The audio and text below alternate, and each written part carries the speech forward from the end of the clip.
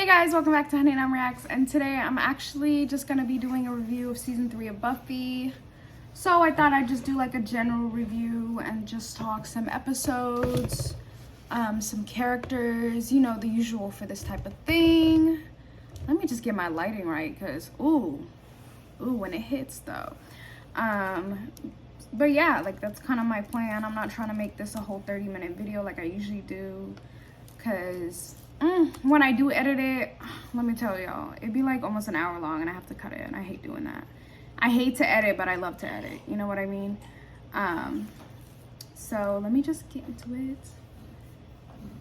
Okay, let me go back to season 3, and I just like to see like what the episodes look like on Hulu real quick. Okay, so we had our first like pilot episode, and it was like Buffy left after season 2 finale, after she had to kill Angel, and then she had to deal with the aftermath and dead man's party of her friends feeling abandoned and just feeling like she just kind of bounced, no communication at all, like, and her mom was looking for her, Mama Summers was looking for her, Giles was looking everywhere for her, like absolutely like no hint that she was okay.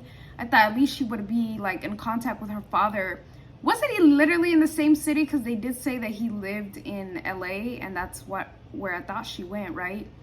I thought she just stayed with him, but she fell off the whole grid, and didn't tell nobody where she was, and I feel like that's hella messed up.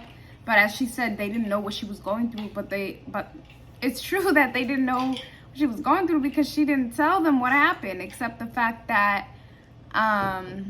everyone thought that she just killed Angelus, but she killed Angel, you know, and that really hurt her. Let's see. And then we had episode 3, Faith, Hope, and Trick, with Faith's entrance. To this day, like, oh, you don't know. Like, when I saw Faith for the first time, I was like, ooh, who is this? I was like, why is she so badass? And oh my God, I love their friendship. It was just amazing. And I wish Faith had been part of more episodes. And oh, I wish she was there to join Buffy in season 4. I don't want to spoil y'all my reaction to season 4, but I'm already in it on Patreon if you want to check that out. But oh my God, her and Buffy on college campus. Oh, that would have been lit. And I do talk about that in some of the episodes that I have up. But on to the next. Yes, and I loved Beauty and the Beast. Like, I just love the contrast of having monsters who are like actual monsters, and then you have the monsters like I forgot that bummy ass man's name, but he was that chemistry student who basically experimented on himself with the whole Jekyll and Hyde situation, and was an abusive piece of shit. So it contrasted with someone like him, who was like the Beast, like he was literally an awful person, like actually from deep within, as opposed to being like cursed to be one, you know, like in Beauty and the Beast. But at its heart, you know, Beast has a good heart. And then we had Homecoming, which was really like nice, competitive.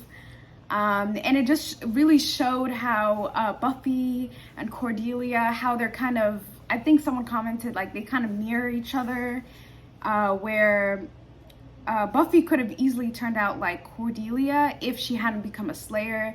And I feel like I really wanted a much deeper friendship with them, and they just kind of hinted it like when which episode was it? That stupid ass trial, Helpless, yes. And then when she found out Giles had been poisoning her and weakening her body and stuff like that, and she just like was like, Cordelia, just take me home. And then Cordelia was like, okay, like that just, it speaks volumes. They don't have to be like, we're friends, you know? It's like things like that. Those are the things that matter. Oh, and I loved The Wish. Oh, I got to see the Master again. Y'all, I'm a big fan of the Master. Like, he's still my favorite vampire. Next to Spike, I have to say, like, those are my two favorite to this day.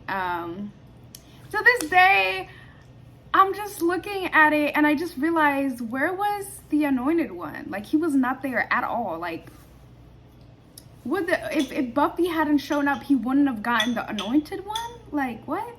And then on to Amends. Oh, yeah.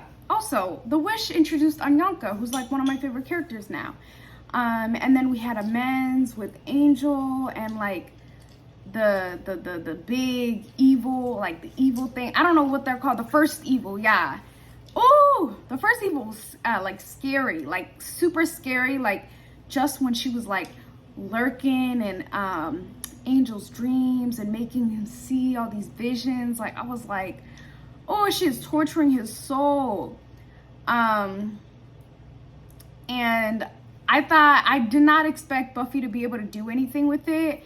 That's why when I saw comments with people like, oh, what's the point of the first evil? Didn't even do anything. I feel like if you're that almighty and powerful, you're not really going to be bothering with people like Buffy. Not saying Buffy isn't important, but I felt like the first evil would be some like final series villain to defeat. Like, or even the type of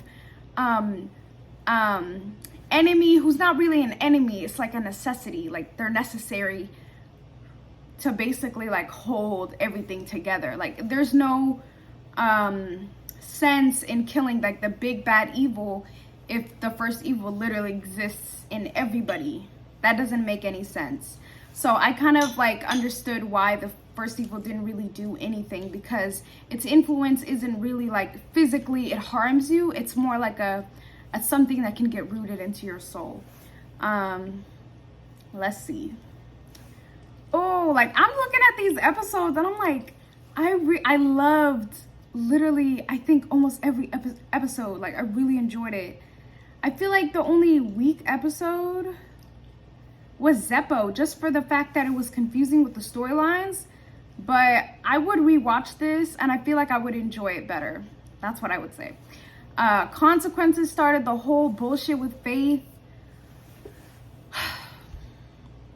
And I kind of like I get it. Like she's the type of character where she's just so complex. But what doesn't get me is the one thing, sorry, I'm literally falling over my words, but the one thing that don't make no sense to me is the fact that she got all these people, she got Buffy especially. Giles ain't do nothing for her, to be honest. Like, Giles, I have never seen you tutor Faith. Where were you? And then Wesley came, and like Wesley didn't really do anything for her either. Like, I know it's messed up to say it, but that new watcher from episode, I think 7, did more for Faith than y'all did. And she was living in a motel. Like, she's literally a teenager. She's not in school. What is she doing with her time not in school? You know, the only people who really invited her to, you know, to be with them and stuff was Buffy and her moms. That's it. But I get that, you know, she really didn't have those connections in place. And it just seemed like they didn't really care about her as much as they did for Buffy, and it's really the truth. And Buffy was her really only connection. Buffy really thought of her like as like a bestie. Like, you know how much I lived for literally every scene they were in before episode 15? I lived for it. Bad Girls is like, it has to be top 5 favorites. Oh, it has to be top 5. Like, Bad Girls is definitely top 5 episodes for me of this season. Yeah, it's definitely that one. Graduation Day Part 2. The Prom. Let's see. Oh, as much as like, episode 12 tore me up. Episode 12 would be one. And my last one, I feel like it might be episode 8. No, it would be episode 3 or 12. 8. 3 just for the fact that we have Faith come in, and then 8 because I love Spike. So it's like those are in the 5th place. But those are my top 5, y'all.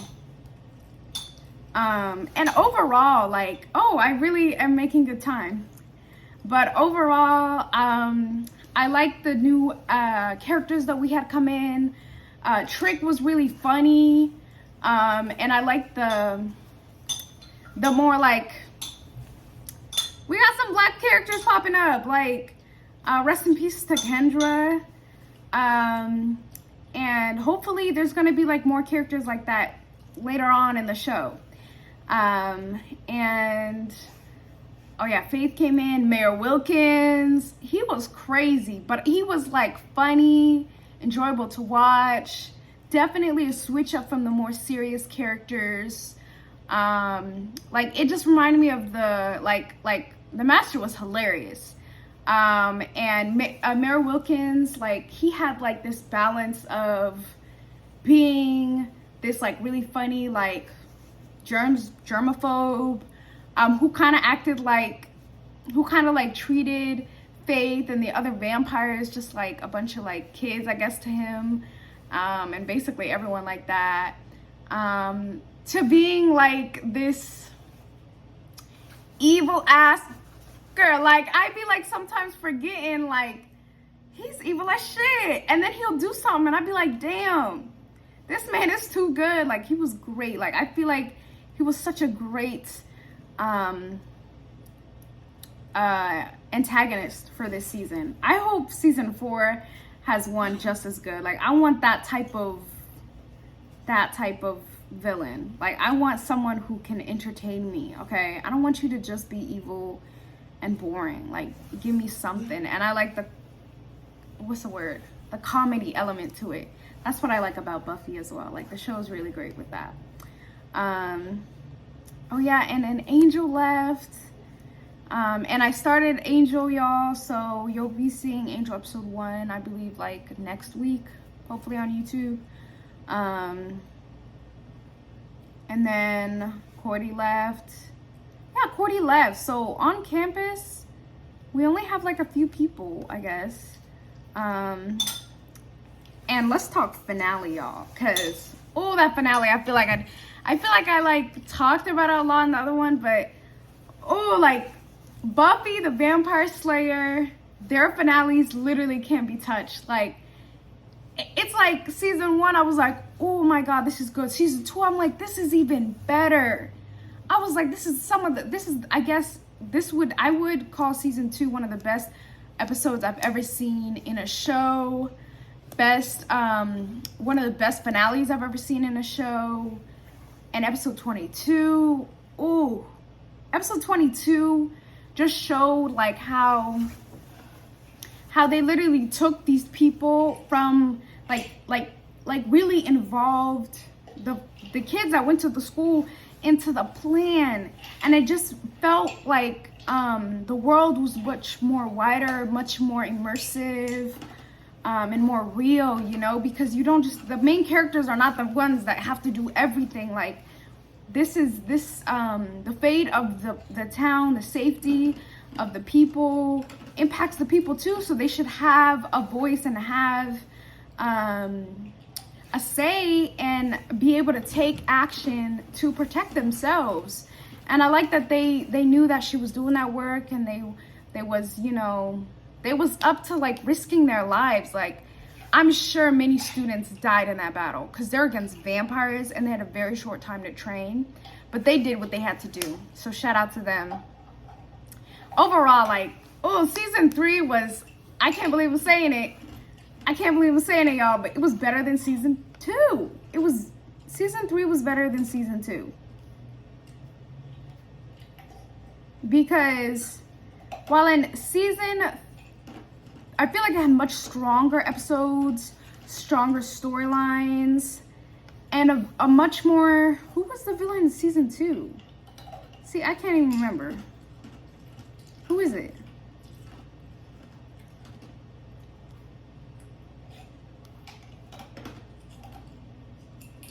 Oh yeah, it was Angelus. How do I forget his evil ass? But yeah, it had much stronger episodes for sure. Like I could see myself rewatching this episodes. Oh my god, I can't wait to rewatch Buffy, because it's just a different feeling when you're watching a show instead of just like you know, watching it and you're also having to react to it, like it's hard to focus sometimes and be able to like take in everything. So that rewatch is gonna be lit. Thank you guys so much for watching this review of season 3, and episode 1 is gonna come out I want it to come out this weekend. That's my hope. I have a lot of stuff coming out this weekend. But thank you guys so much for supporting. We just recently hit 600 subscribers. And I'd love for y'all, more people, to check out the Patreon to get early and full reactions. I've been posting more movies, and I have a few movies coming soon. I have The Scream coming next, Spider-Man 2, and I also just recently watched Star Wars, and Star Wars is gonna come probably around next week. Thank you guys for watching again. Please like and subscribe. Bye.